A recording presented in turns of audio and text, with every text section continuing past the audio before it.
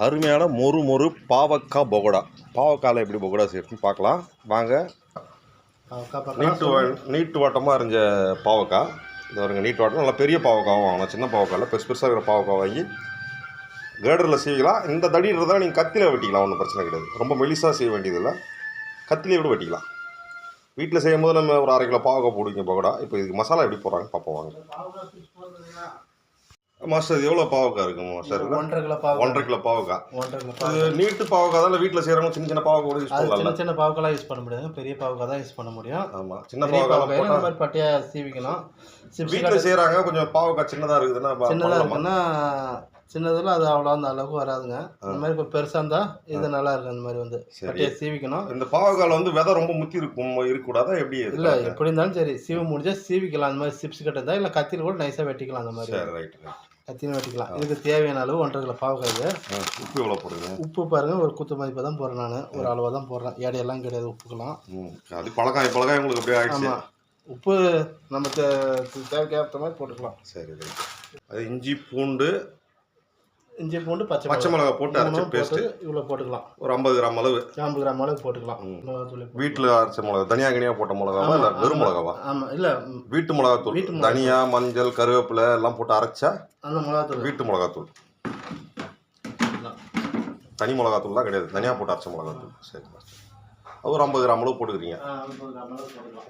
Chicken 65 masala. சரி சரி சரி. இது வந்து 50 கிராம் பாக்கெட்டு. 50 கிராம் இது ஒரு 1.5 கிலோ பாவக்காய்க்கு வந்து இதில் பாதி போடலாம். 50 கிராம் பாக்கெட்டில் 25 கிராம் போடலாம். 1.5 கிலோன்றதால சிக்கன் மசாலா 65 சிக்கன் 65 மசாலா. அப்போ தான் டேஸ்ட் வரும்.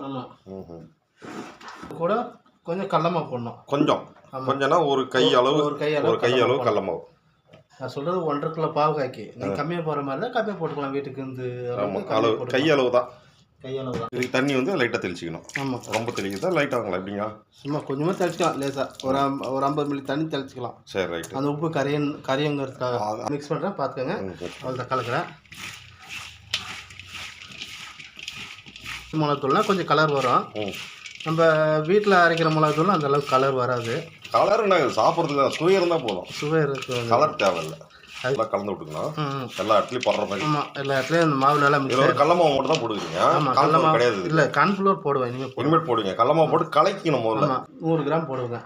100 கிராம் கார்ன்ஃப்ளோர் மாவு. 100 கிராம் கார்ன்ஃப்ளோர் மாவு. ஒரு கைப்பிடி கடலமாவு. ஒரு கைப்பிடி கடலமாவு மறுபடியும் மேலே போடுறீங்க. ஆமாம், அதுக்கு மேலே போடணும். ஏற்கனவே ஒரு கைப்பிடி போட்டிங்களா? ஏற்கனவே அது கலக்கிறதுக்காக போட்டேன். மறுபடியும் மேலே இதான் கரெக்டாக வரும், கோட்டிங் ஆகி வரும் மேலே. பேஸ்ட் மாதிரி ஒட்டும் மேலே மசாலா. அப்போ டேஸ்ட் பாவக்காய் இந்த அளவுக்கு சூடுக்கலாம். ஆயில் சூடு வந்து இந்த அளவுக்குனா விசணும். பகடாவுக்கு போட்ட பக்கம் வேறு, இதுக்கு பக்கம் வேறு ஆயில் சூடு. அப்படியே கலக்கிறது அப்படியே அள்ளி போட வேண்டியதான். அந்த சத்தம் தான் கணக்கா? ஆமாம், எண்ணெயில் போடும்போது சத்தம் கொஞ்சம் வேகமாக இருக்குது. ஆயில் ஆமாம், சூடு அதிகமாக இருக்குது. பகடாவுக்கு சூடு கம்மி, கொடான்னு வச்சு இந்த சுசுன்னது சூடு அதிகமாக. அந்த சத்தத்தை வச்சு தான் கணக்கு பண்ணோம். திருப்பி கொடுக்குறாரு மாஸ்டர்.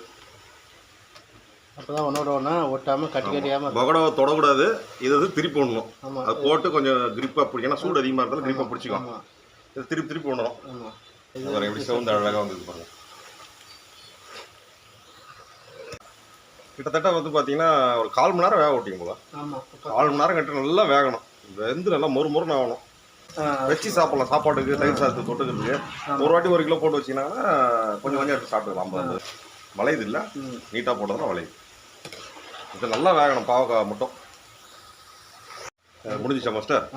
இப்போ முடியும் போது கருவேப்பிலை கொஞ்சம் மேலே தூவி அப்படியே ஒரு கருவேப்பிலை பொறிஞ்சோன்னே எடுத்துட வேண்டியதான். கருவேப்பிலை போட்டால் தான் அந்த மனம் டேஸ்ட் வித்தியாசமாக வருது. இந்த பாவக்காய் வந்து எடுத்து பார்த்தா ஒரு பீஸ் எடுத்து பார்த்தா உடஞ்சா டக்குன்னு உடஞ்சிடும். முறுக்கு மாதிரி சடாரம் உடையணும். உடஞ்சிடும், அதான் பக்குவம். ஆமாம், சாப்பிட்றது டேஸ்ட்டாக இருக்கும். ஆமாம், உடஞ்சிச்சுன்னா எடுத்துடலாம். வெந்துருச்சுன்னு அர்த்தம். இப்போ ரெடி ஆகிடுச்சு. பாவக்காய் பகோடா ரெடி. ரைட். செம டேஸ்ட்டாக இருக்குங்க. அருமையான பாவக்காய் பகோடா.